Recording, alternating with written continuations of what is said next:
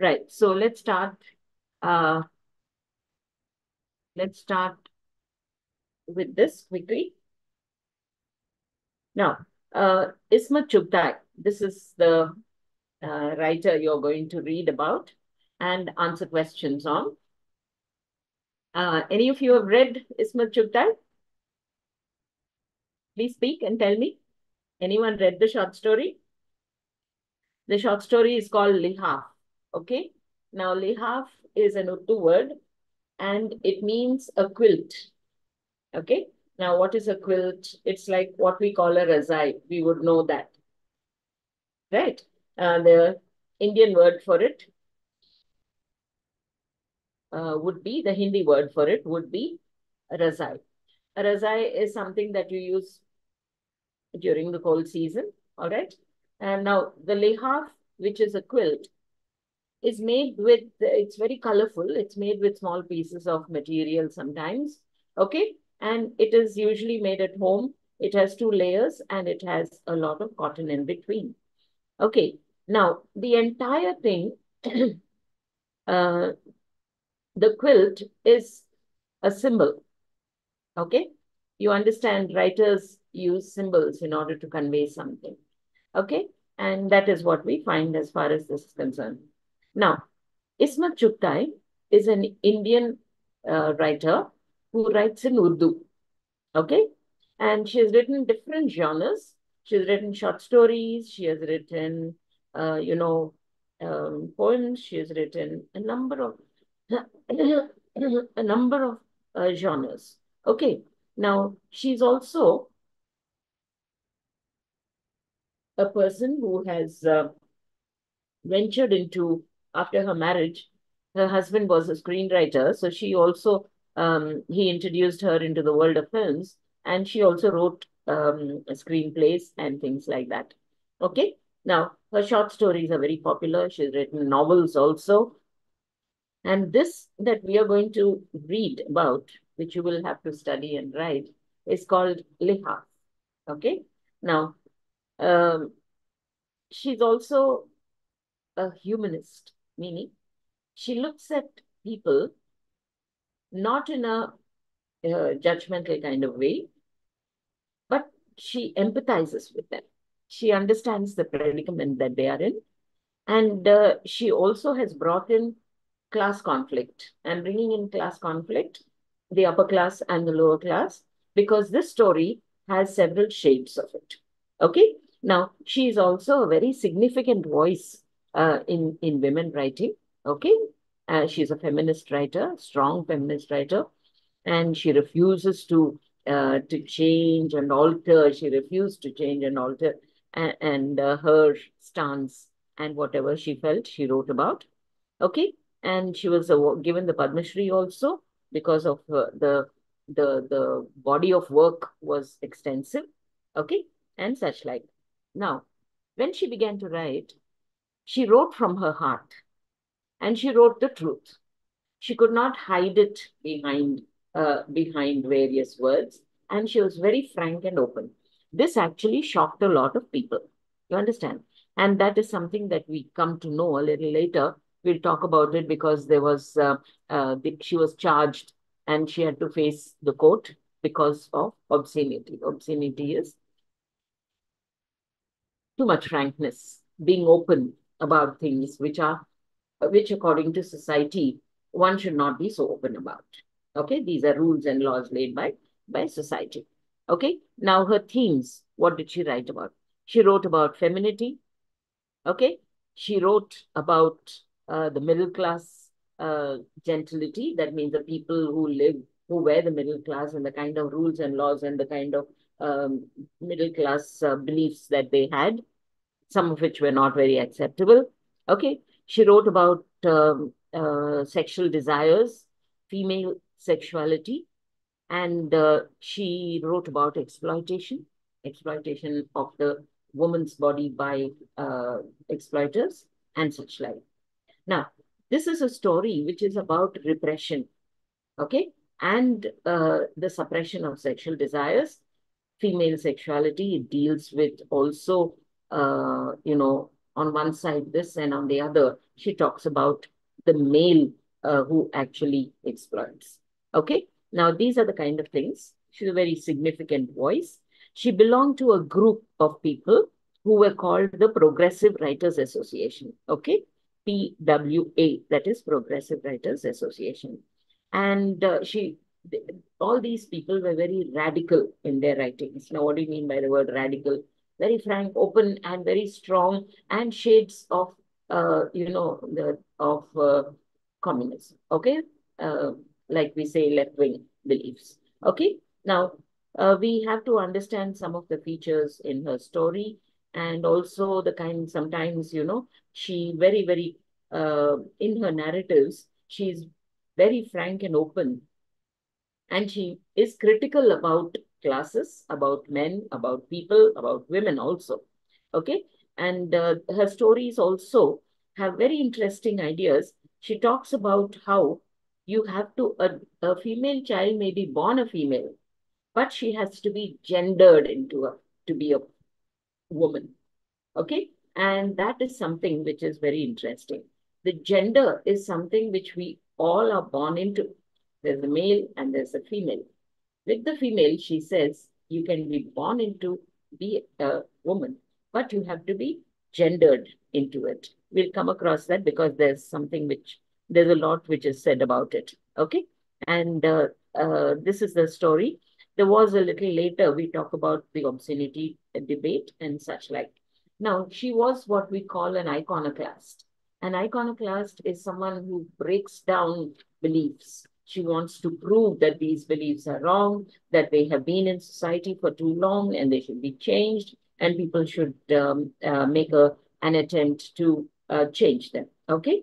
And she challenged the ideas of social propriety. What do you mean by social propriety?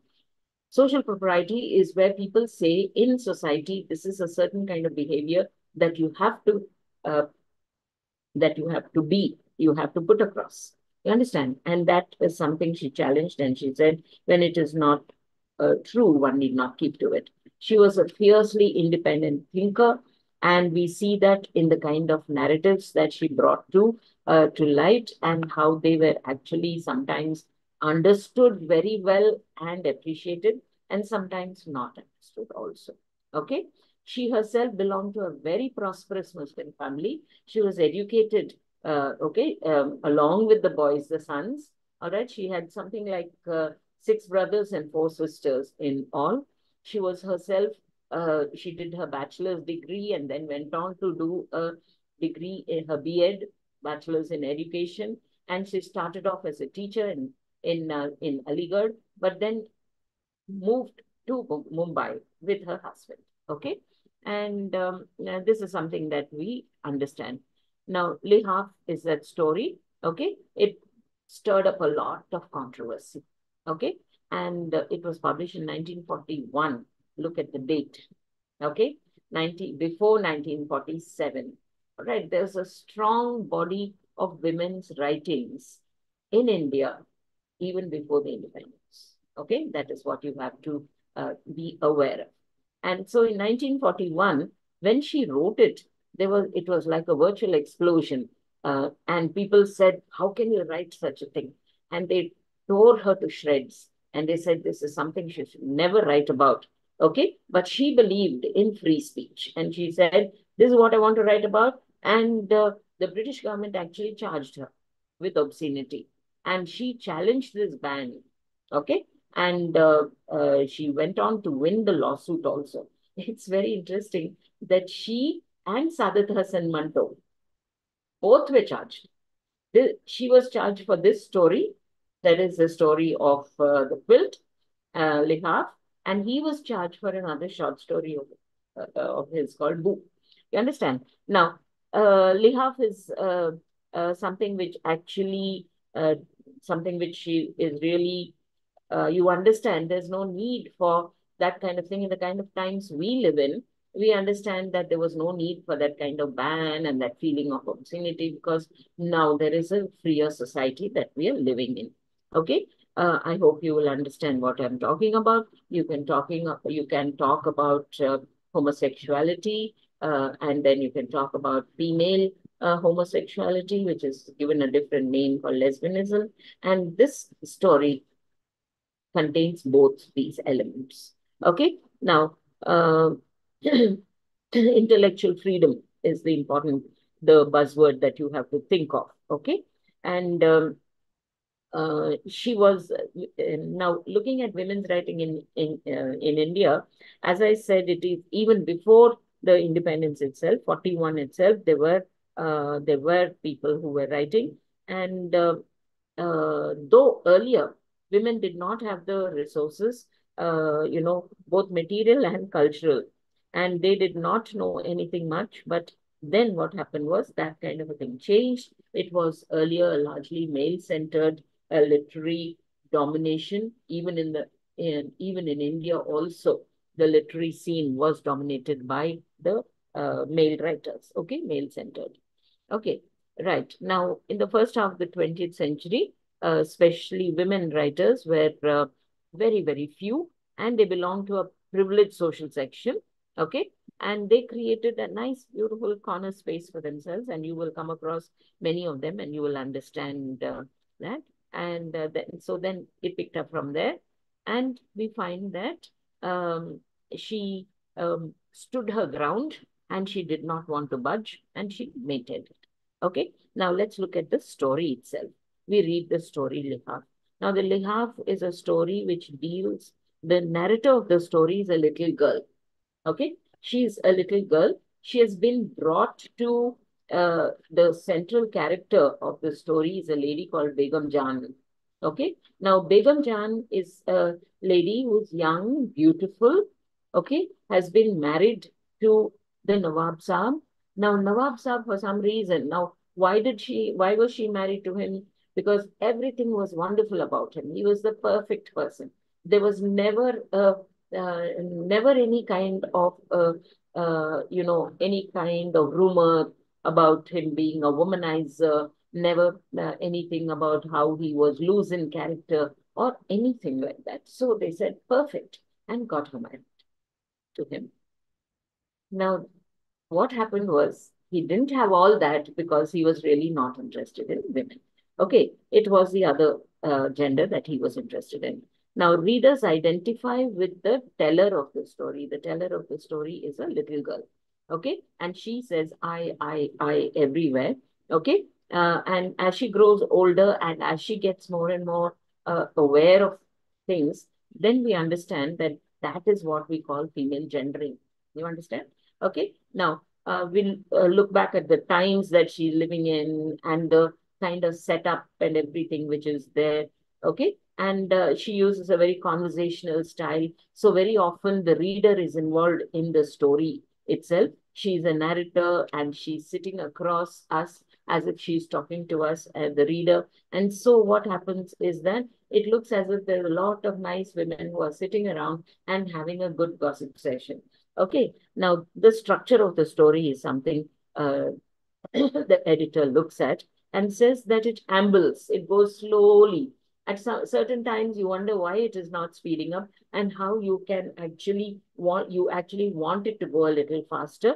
And because there are very elaborate descriptions that she's going into. Okay, but then what happens is every time you understand one thing, any kind of written piece, any kind of writing becomes a social document.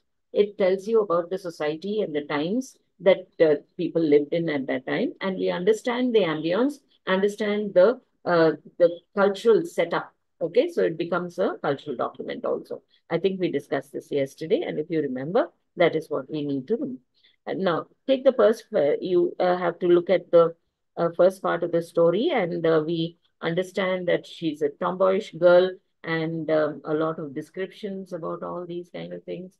All right, and then we go on to later on. What happens is that there's a lot of kitchen gossip about Begum Jan. Okay, now Begum Jan is someone who is actually very beautiful. Okay, slim waisted, fair ankles, and she has lovely eyes and everything. Okay, and all that. But then within Begum Jan, there is a lot of anguish. Okay, anguish and a kind of sorrow and sadness because what happens is that the whole marriage is not consummated. The Nawab is not interested in her. And then what happens is there's a sudden change when a new servant maid is taken in. Her name is Rabo. Okay. And then all of a sudden we see the change in her.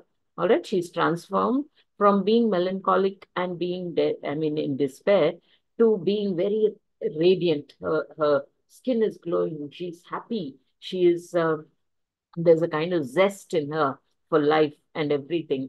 And all this is because of the new mate. You understand? And and uh, and what happens is this girl who lives in the same room as Begum Jan, it's a huge room, and then she notices that the quilt begins to heave and move and make shadows on the wall. Okay, all these things are very suggestive. The reader has to be part of the story to understand what is going on. Okay, for the girl, it's an innocent perspective. She doesn't know what's happening. Okay. And it's only at the end of the story, in the final, sentence, that is when actually the reader understands what is going on. The Nawab also is someone who actually has a number of young boys and girls. He has an open house for students, and they are young, fair, and slim-waisted boys. Okay, the obvious idea is that there's a homosexual relationship which is going on. Okay, now this goes on as far as this is concerned, and then there is this idea of gendering the female child. The child is born into a gender but becomes one later. And that is because in the process of looking around her, what is happening around her, gossip, she can hear discussions between women, references to various things. This happens in real life. You understand? And probably seeing sights and things like that. That is how she grows up and understands what it is to be a woman. Okay? That is gendering the child. As we see, this is what happens to this little girl. Or we begin to see her growing and becoming what we call a woman. You understand? Okay. Now, the whole idea of sexuality in this story is that it is very subtle, okay, and very sensitively presented. If it were to be more open and more frank and more, raw, then you wouldn't like it. Urdu is that kind of a language where it's beautiful, it's lyrical. And so what happens is in that language, she presents it in a very, very subtle way. You understand the meaning of the word subtle and sensitive kind of a portrayal. Okay. And all the taboos which are there are spoken about. And the relationship which she's having with Rabo, Begum Jan and Rabo, is something which may scandalize the readers. But the people around her understand what is going on because once the woman's needs also have to be satisfied. Okay. Now, so there's a lot of discussion about all that you have about the sexuality which is there. There's a discussion about labor and leisure. Now, labor, because whatever happens, there is that class difference which is maintained throughout. Okay. The even if Rabo is the partner for Begum Jan, she does not become a very important person and does not dictate terms to Begum Jan, nothing. The class is maintained by Begum Jan, definitely. Okay, in the same way with the Nawab and with everyone. So intimacy does not change the class perspective as far as the story is concerned. And it is something that you see very happening very, very uh, she still will be a person who is under the control of Begum Jan, and she cannot in any way change the situation. Okay, as I told you, in 1945, she and now we come to this obscenity debate. She and Manto were both charged, and both faced the court, both talked about it, and both got cleared because they said they what Isma Chugtai was very frank. She said, nobody is going to tell me what to write and how to write or anything like that. I'm the person who's the writer and I have that intellectual freedom. And she challenged what is called, she won it because she talked about the double standards. Okay. Men are allowed to write about sexuality, but why should women be controlled? And so, therefore, on that line, okay, on that basis, she won the case. Okay, the double standards which are there for writers, men having a different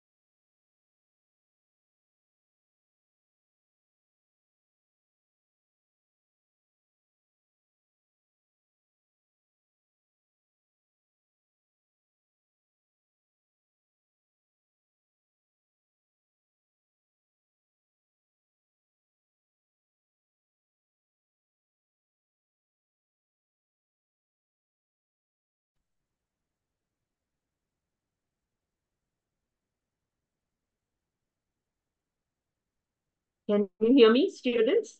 I've just connected the mobile data. There's a storm, very heavy rain, and there's a power cut here.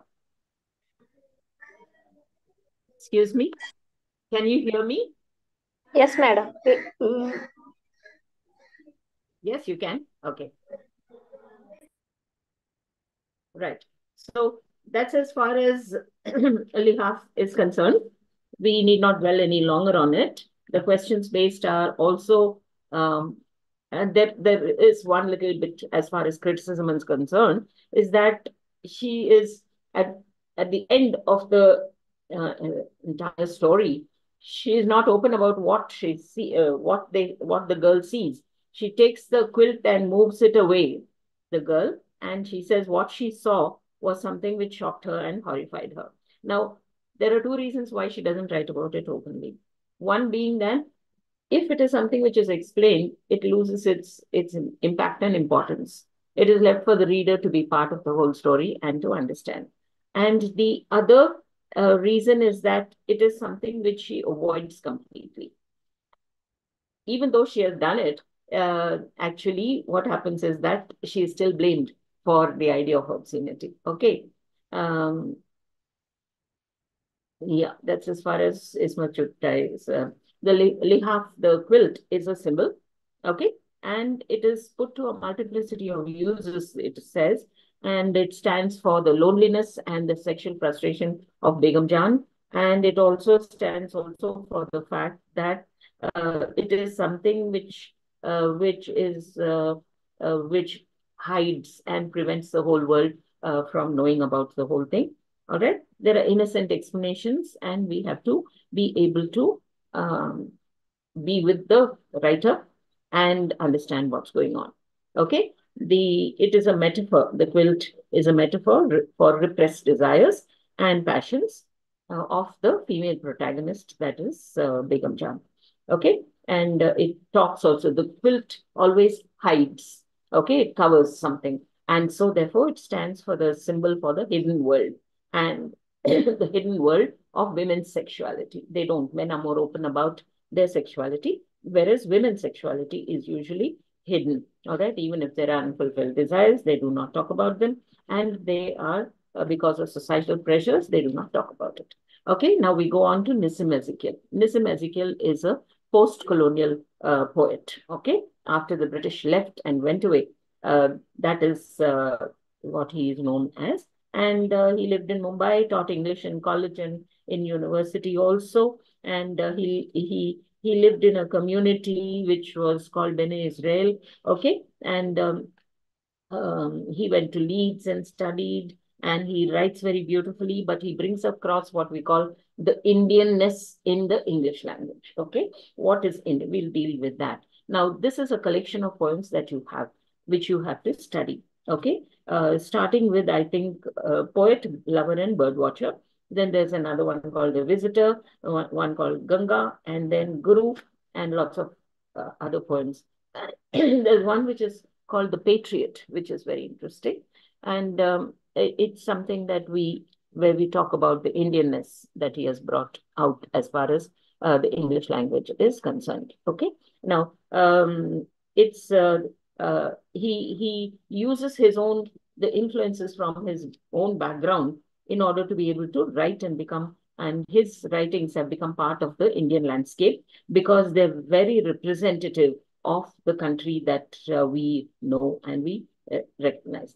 To all appearances, it looks like a very casual poem, but it's a very complex question. If you look at The Patriot, for example, you have lines in your books also taken from The Patriot. If you will look at them, then you will understand what I'm talking about. He says, I'm standing for peace and nonviolence. I am standing. Okay, grammatically, these are errors, but we Indians, we talk in this kind of a manner. So he takes the language from the people around him and he writes his poems. Okay.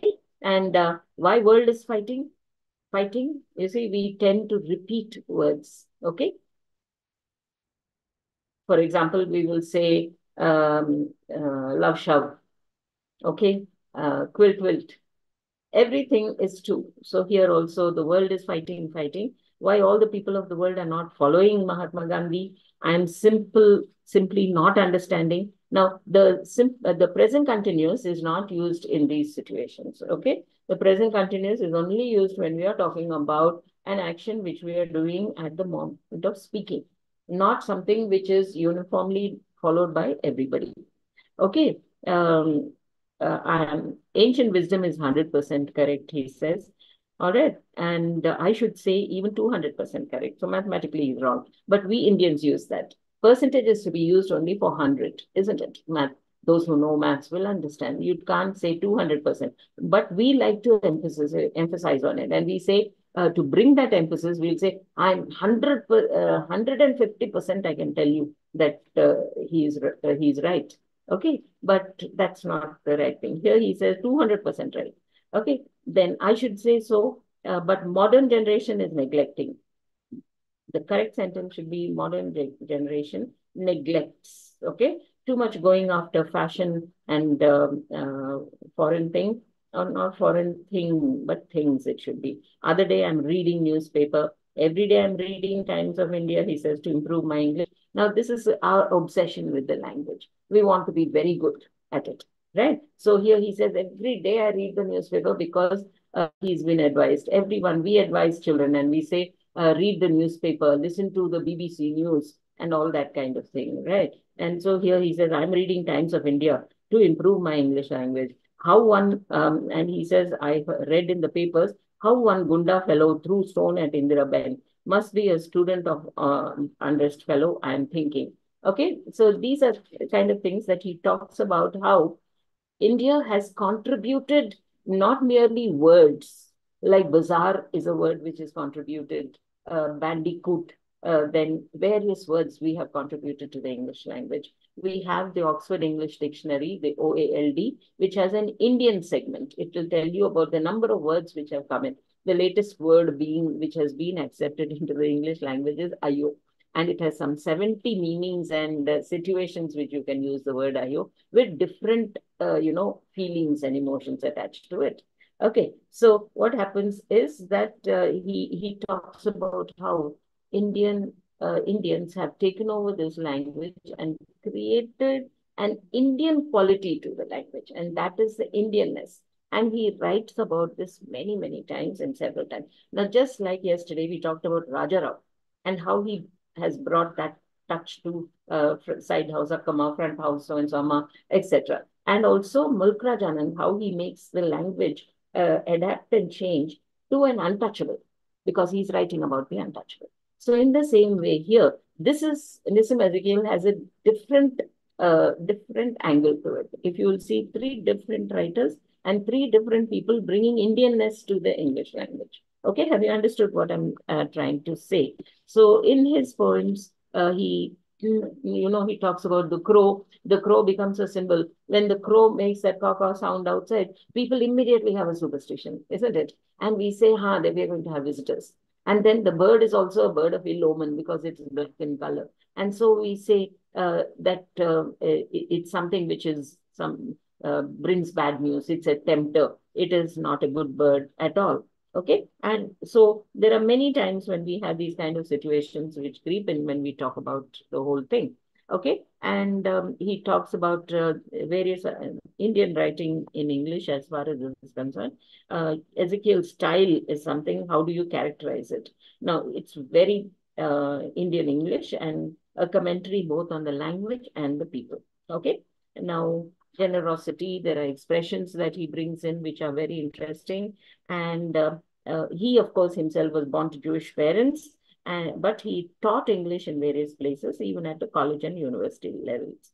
Okay, the entire poem is very casually written. The topics are not of epic dimensions, very important things and all that. He just talks about the man on the street. Okay, a professor, there's a poem called The Professor. Now, the professor is walking along, and this the poet himself runs into him and he says, oh, you were the one who taught me. This is like an accidental meeting. I could meet my own students somewhere in a mall when I go shopping or something. And then you talk about various people whom you have known who taught at the same time, various incidents which happened and such like. That whole poem is hilarious. It is so interesting because it is written in this touch of Indianness to the English language. Okay, right? Are you able to get what I'm saying? So, in various places, as far as the poem of Ganga, it is a comment on the way we treat our servant maids. Okay, and we say, oh, we are very generous, and you give over leftover things, and they could be stale, right? Chapatis can be stale, and old saris, okay, and the blouses, things which we cannot have any use for, we are willing to part with. We don't say this is a beautiful sari and it is very expensive, so I'm going to give it to my servant. You'll never pick up things which are expensive or beautiful. You will only take things which you don't have any use for and which are not too very expensive. That is a comment on the quality among Indians, okay, that we see. So Ezekiel uses different language differently in different poems. For the poem Ganga and the poem The Professor, or even the one which I read called The Patriot, it's a very, very simple kind of thing. And there's a kind of irony attached to it when he talks about the kind of things we give away to servants. And also there's sarcasm, which is very, very strong as far as are concerned. Okay. And he makes use of a deliberate repetition sometimes. And he says every Indian poem, he makes fun of the concept and the idea also. Okay. That's as far as Nizam Ezekiel is concerned. And his collection of very simple poems and the very definite features that the poems have. Next, I'm going on to My Story by Kamala Das. This will finish the entire second block. And then we go into the third block. Okay. I have to keep a close eye on the time because we have to have not more than 15 minutes per story or per writer, 15 minutes and not more than that. Okay. There sometimes you have very interesting writers, and what happens is you spend a little more time because you can go on to various things. And that is the reason why I keep telling you all, do read something and come in. And so that if you read it and you know it, you can definitely go faster as far as the concept of understanding is concerned. Now, this is this is Kamala Das. Now, basically, she is from Kerala. Her original name was Madhavi Kuti. After marriage, many people, many cultures in India give the girl a new name. What do you think about it? What do you think of it? So, till a certain age, the date when she gets married, she is called Madhavi Kuti. Then suddenly she becomes Kamla. Okay, Kamla Das. Right. And then later in her life, when she was nearly 60 or so, she converted to Islam and she got a new name, Suraya. So she has three names, right? We leave this last name and come back to this because it's a feminist statement there. See, you're born with a name and you grow up your entire life. Everyone calls you Madhavi Kuti, Madhavi Kuti, Madhavi Kuti, and all the documents and statements and everything would be Madhavi Kuti. And then all of a sudden she marries someone, goes into a different home. See, this is the thing with a man and the difference between a man and a woman. Nothing like that happens to a man. Male-dominated society says that the family she's going into have the right to give the girl a different name. Okay? And so she became Kamala Das. Okay? Right? Now, that's as far as... now, she came from she came from a whole family of writers. Okay? And her mother was also a poet. Her name was Balamani Amma. Okay? And she wrote only in Malayalam. She didn't write in English. Okay? Now, with Kamala Das, she has a very interesting kind of an idea and concept and such like, because when she wrote poetry, she wrote in English. But when she wrote her novels, okay, and she wrote about herself, she wrote in Malayalam. Okay. Now, so there's that kind of duality which is going on throughout this. She had a grand uncle called Narayana Menon, and he was a famous poet and philosopher. And it is said that from her childhood, she was exposed to the world of literary world. You know that Kerala is the state which has complete 100% literacy, okay, and such like. So therefore, literacy and literary world was something that she was born into. And then uh, we find that various points of time, she wrote poetry in English, and in the way, in a way where it becomes her own. Okay. And that is the reason why she was more comfortable writing poetry in English. Okay. Her poems are also a statement about how a woman has to define herself. Okay. Questioning also the roles which are imposed by society. Uh, Society imposes and says that as a mother, this is what you have to do. As a wife, this is what you have to do, how what you have to believe in, how you talk, how you dress, and everything is there for a woman, but not for a man. He continues to be himself. Okay, these changes come into only a woman's life. Are you able to get what I'm talking about? Feminism, all about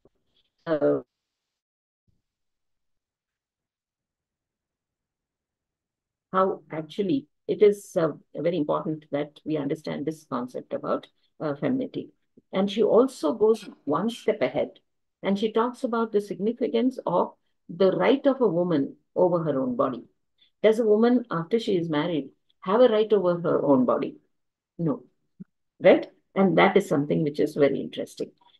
She uses also the myth, she goes back to mythology, and she uses the myth of the character of Radha, okay, to justify. Now, Radha is an older woman, but yet she has strong feelings for Krishna, who is younger, okay, and that is something which people were shocked by.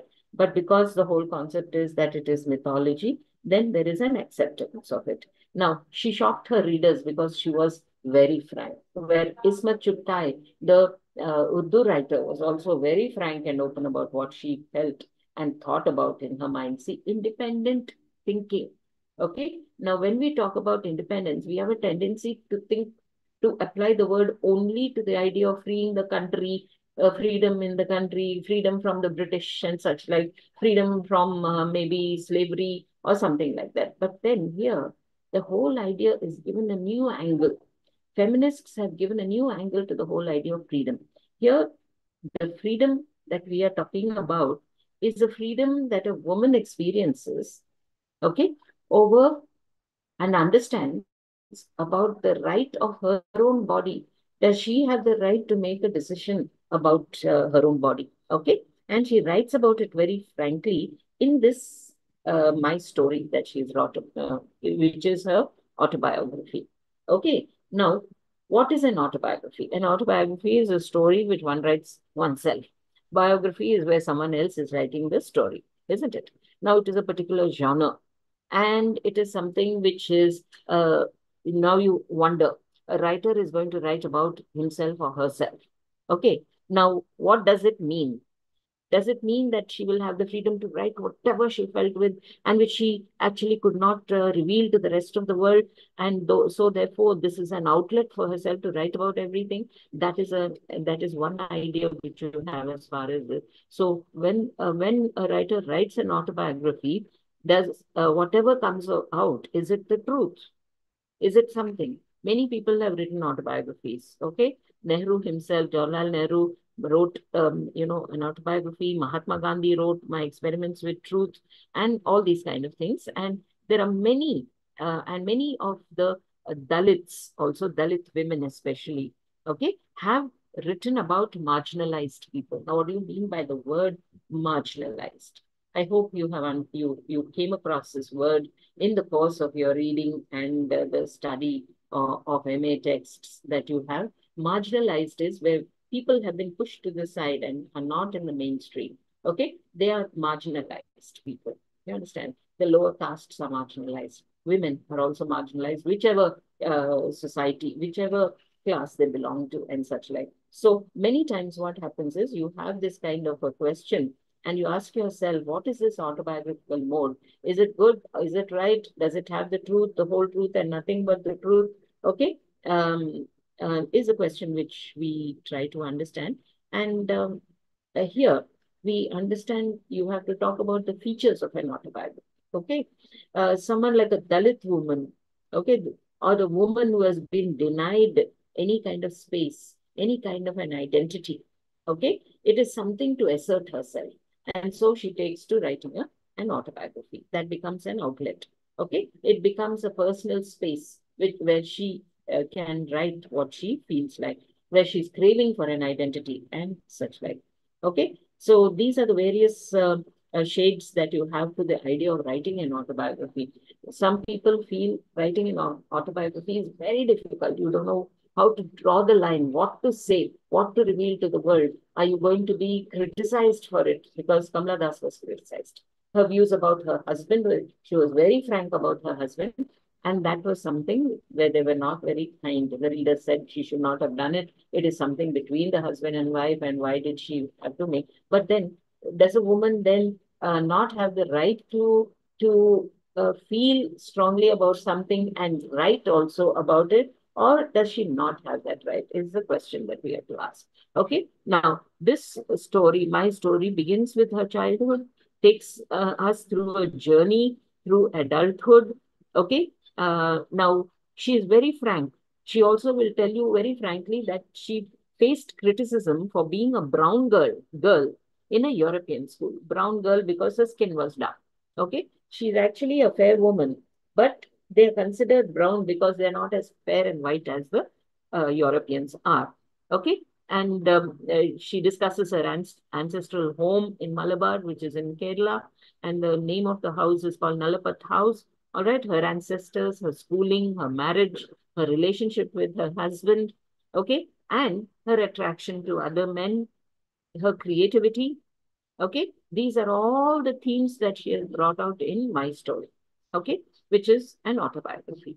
She calls it her story because this is what she is. Okay, a woman should have the freedom to be herself.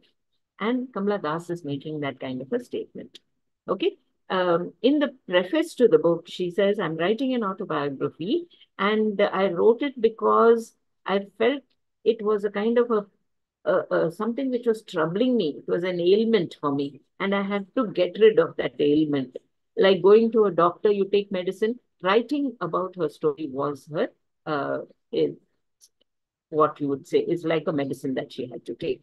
Okay. And she was able to, with that sale of her book, she was able to pay for her hospital dues and such like. So very soon she became a very, very well known writer. All right. And she's published various collections of poems. And she says that every time she writes, she empties herself. Okay. Of all the secrets.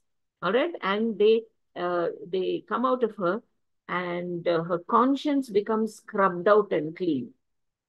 Okay, her conscience becomes very clear when she writes. Okay, so it has a kind of cathartic effect on her. Everything is purged out. You understand meaning of catharsis. Okay, that is again a very strong literary term. All right, and we go back to, but then what happened was she didn't receive any warmth. People didn't say, "Oh, wonderful, how nicely she's written." They said, "Why did she write it? Why did she? She should not have made it such an open statement."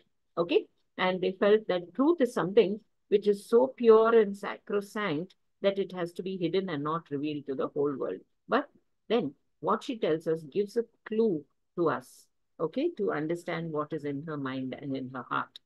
Okay. Now, the autobiographical form also gives the readers the chance to discover the real Kamala Das, what she was. Okay, a consciousness of an awareness of her own sexuality, which is not wrong. Okay, and then she talks about various people whom she was attracted to, but then how far the relationship went, we are not talking about that or anything like that. Okay. Now, then, so it is like a personal history that goes on and that comes out. Okay. Now, besides that, just like I've always said this in the earlier classes also, the whatever you write becomes a social document. Here in this case, it becomes a political document because when she was a little girl growing up in Calcutta, the British still ruled India. And this shows, like I said, no, she was a brown girl in a European school. Okay, it becomes a text which is situated in history. It becomes situated in history. And we understand through her narrative many of the details about what were the events which were happening in Calcutta at that time, the reactions of people to that situation. And in the year 1928, she said, when my father got married, Mahatma Gandhi's influence was at its highest. Now, that becomes a political statement, no, a political history. So in 1928, it was very high. Okay, what happened? Then immediately you begin to search and see what happened in 1928, and then you understand. So it becomes something where she's making that kind of a historical statement also, where we understand about it.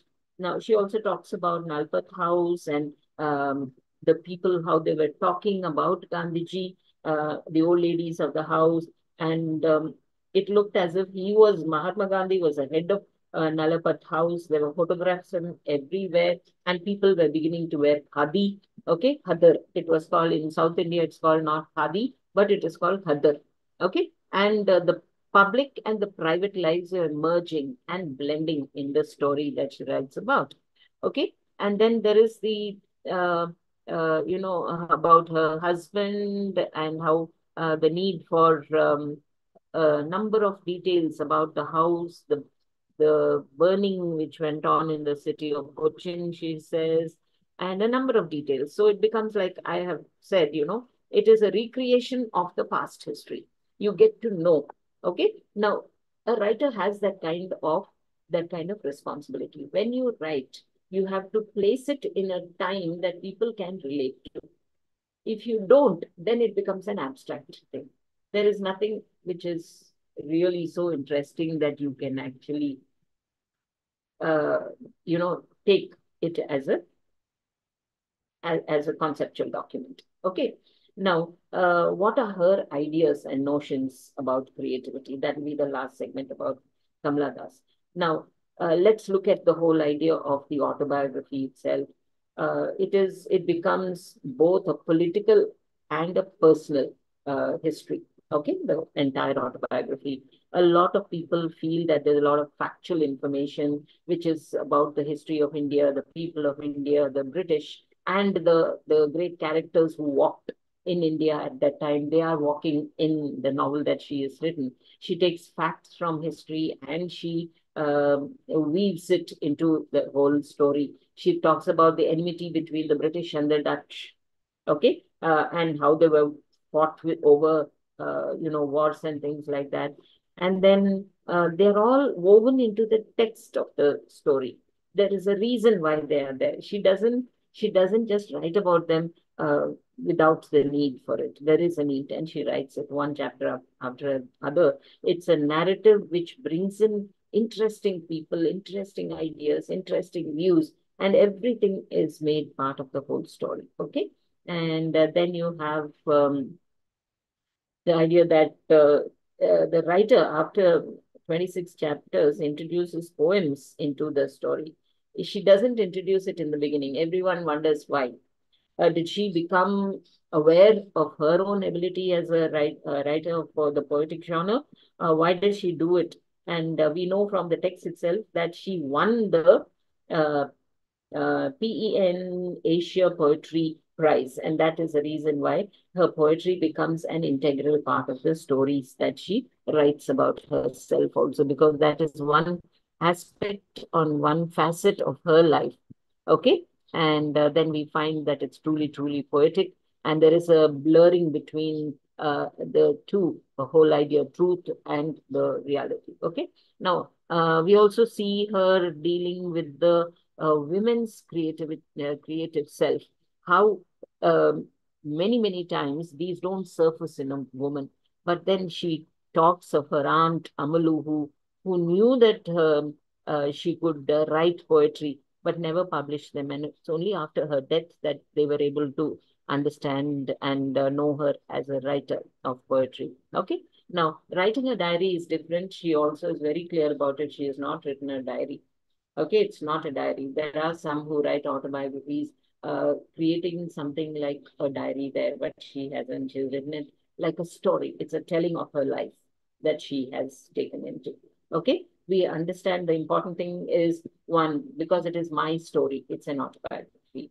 So the concept of the genre of autobiographies is what you have to discuss and write about.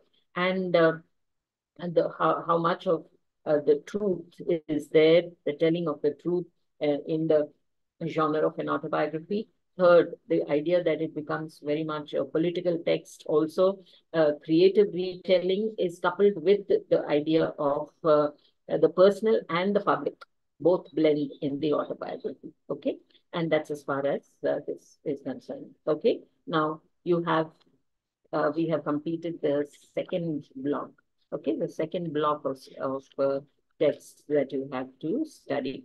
Okay, Tagore, Mulkraj Anand, Pushpin Singh, Ismail Chugtai, Nissim Ezekiel, and Kamla Das. Now I'm going to the next. Is a very block three. And what is the time? 6 or 8. Okay, I can just about manage to finish two writers, hopefully.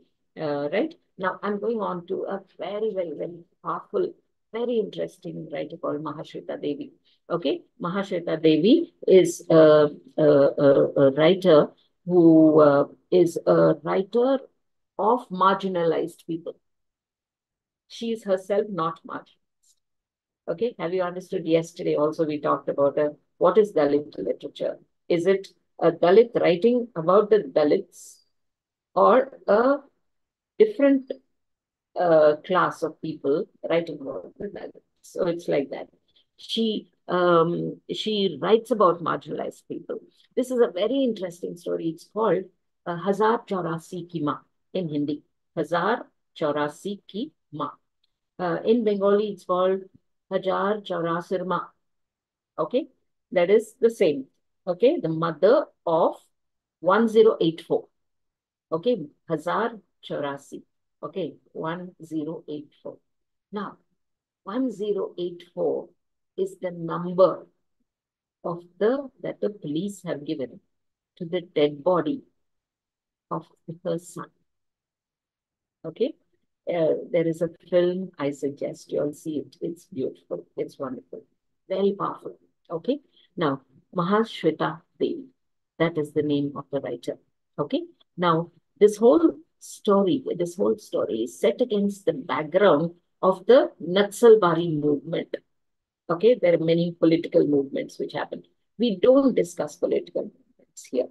That's something we go only as far as the writer has taken us. There is no personal comment which happens at all.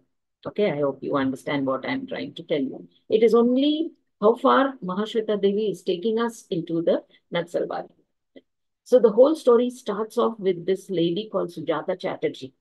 Sujata Chatterjee is a middle class woman and she is the bank employee. Her husband is there. There is a daughter. There are neighbors. Okay. One day, I mean, the very peaceful life that they're leading, they get the information that they have to come to the police, uh, identify, and take the body of their son. Can you imagine how shocking it can be? They don't know that he was involved in the Naxalbari movement at all. Okay?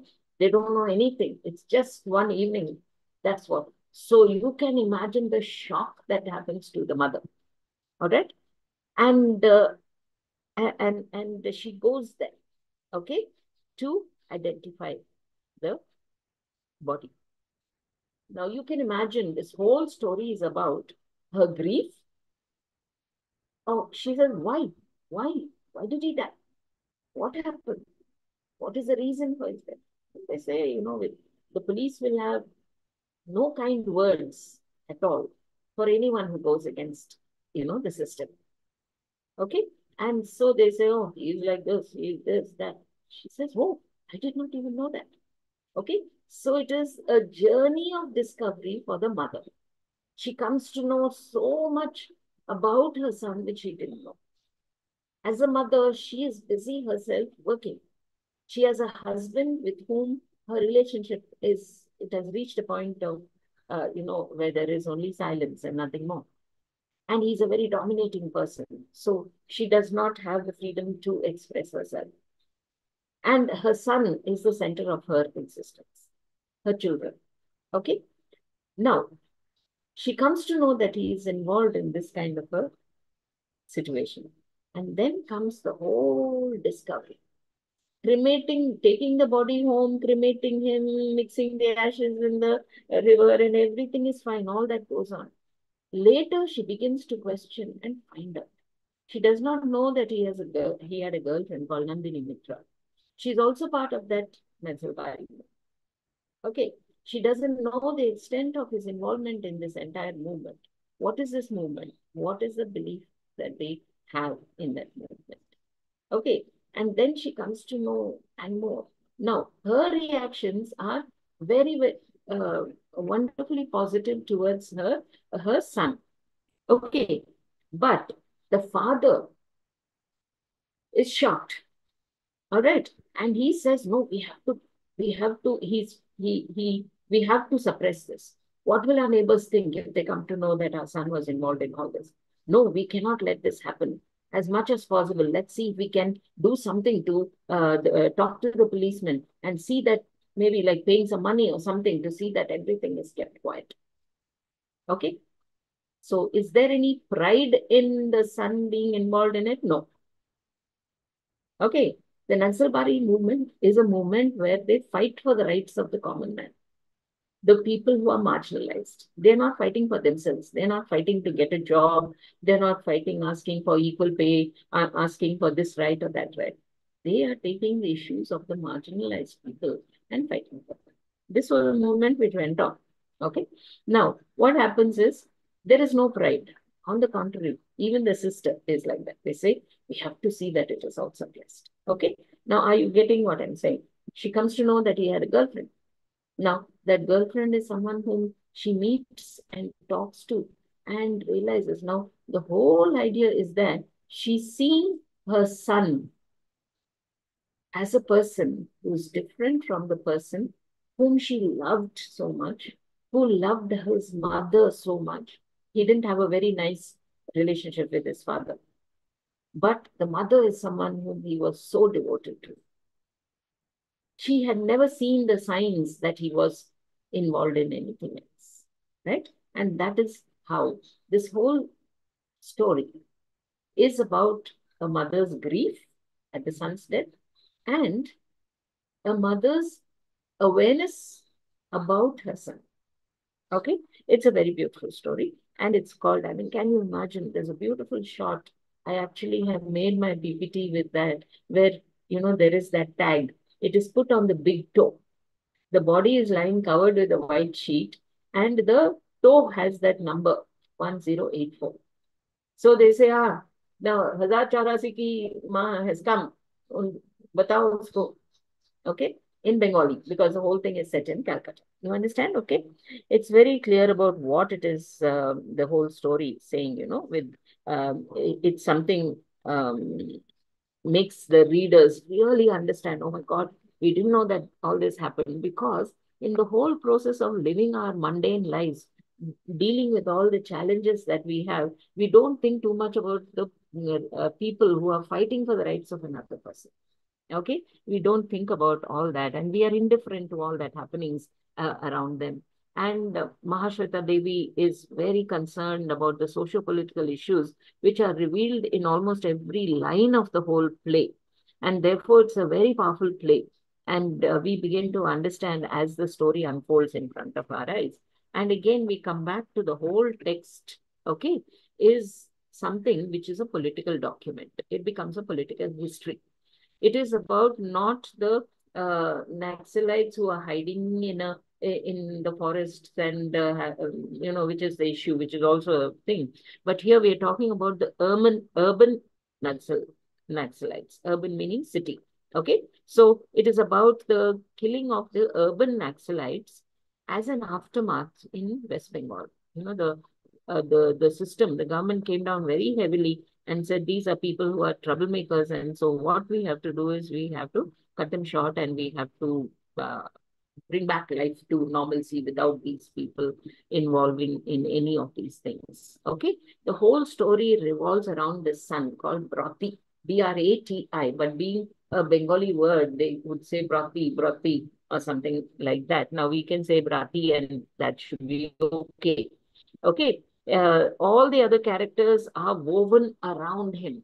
Now he does not appear in the whole story, but he's there in every line of the story.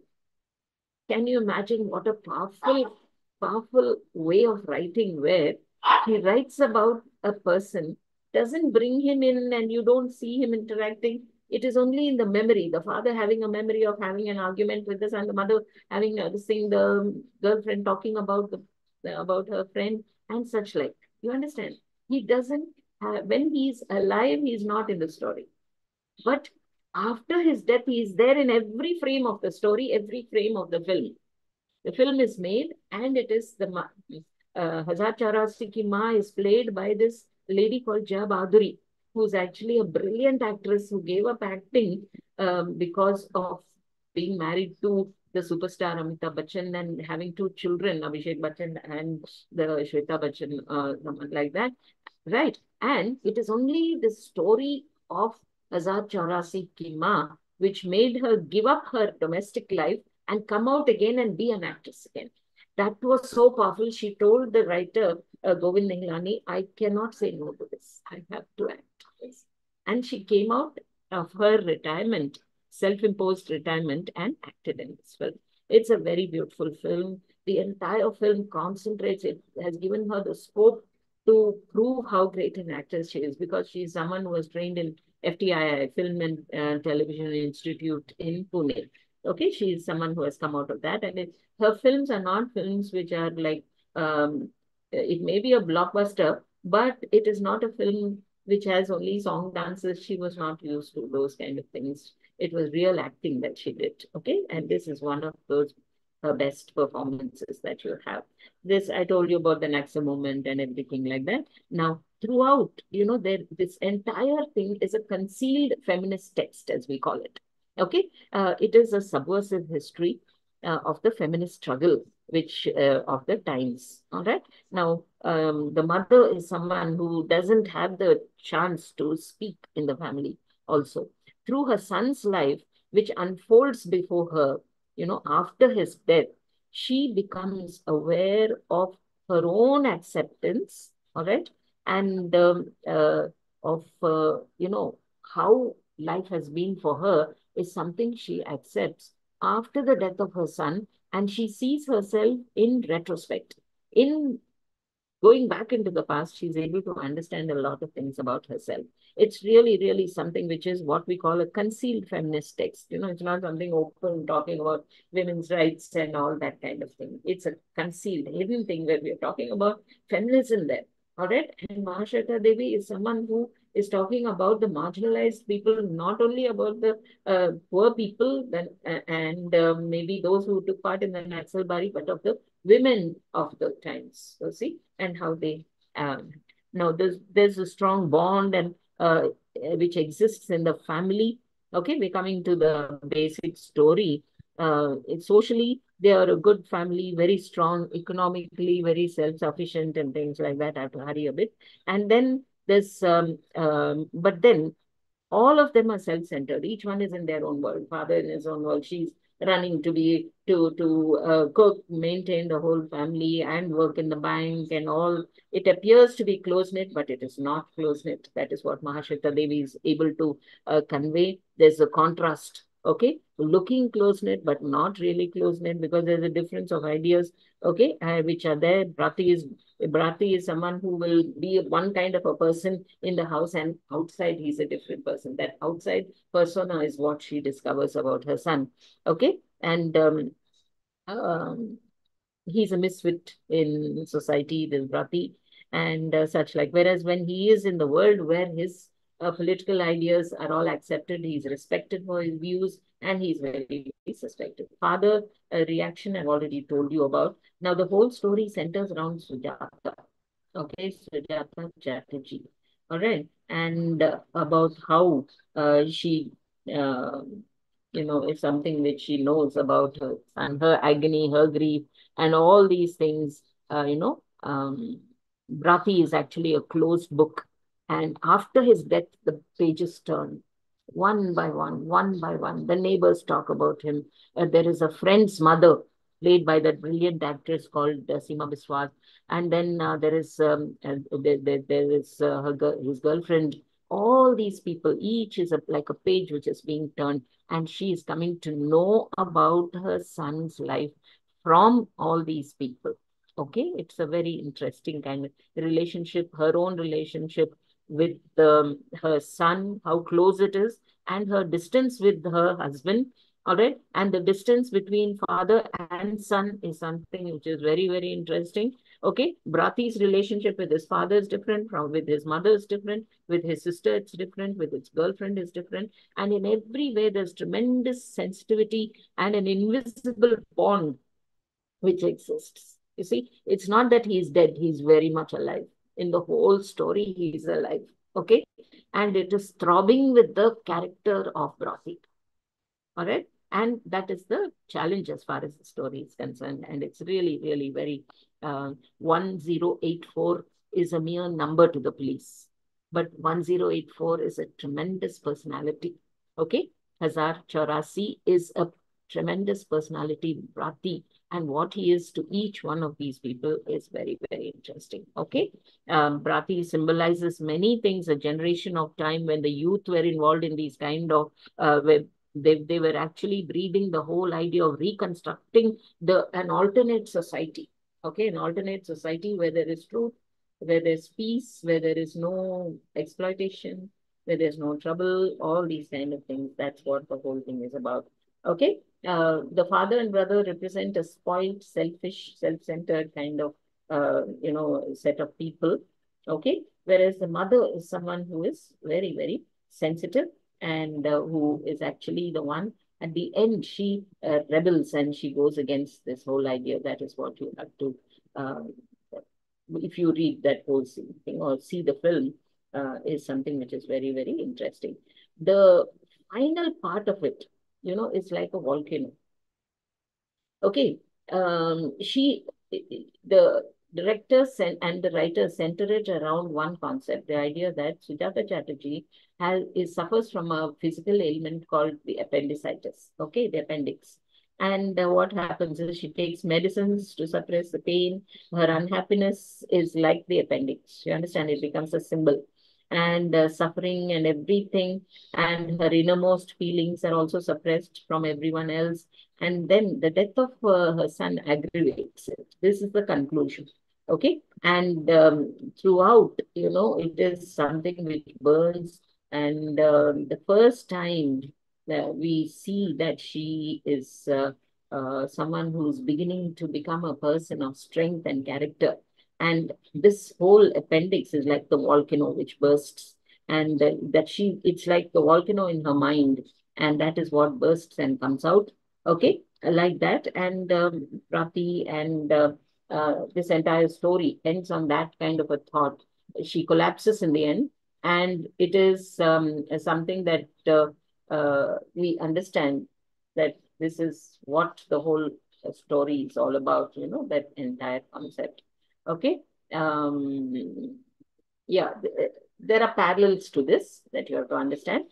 During the time when the LTT movement was there, okay, that also is something which it has a parallel. And then the Palestinian question is also one, and the freedom movement also was one such thing. These are the kind of things that you have as far as this story is concerned. Okay, I have managed to finish. I have 3 minutes before the end of this. This is one important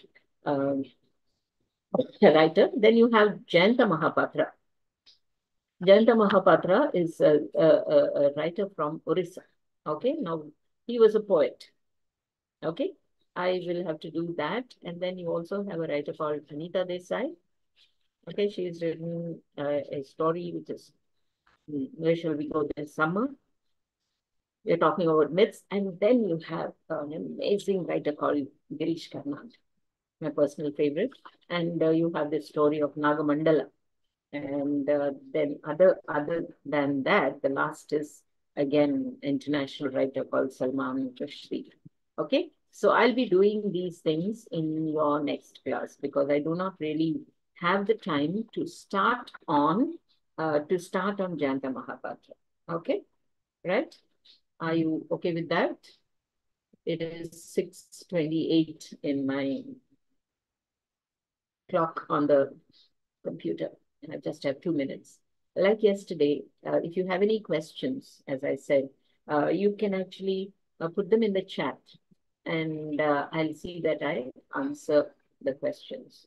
If you don't wish to speak, personally, I'd like you to ask me yourself. And if you have any questions, just ask me, and I'll be able to clarify it immediately, then and there.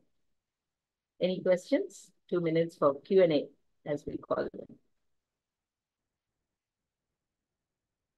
I think you have only one more Saturday and Sunday. Am I right? Who's the only one who talks in this group? The girl is not here. Okay. Anything else? Otherwise, we can end the class. Yeah. Okay. Thank you very much. And I'll see you next week. Okay. If you have any questions, please ask me now.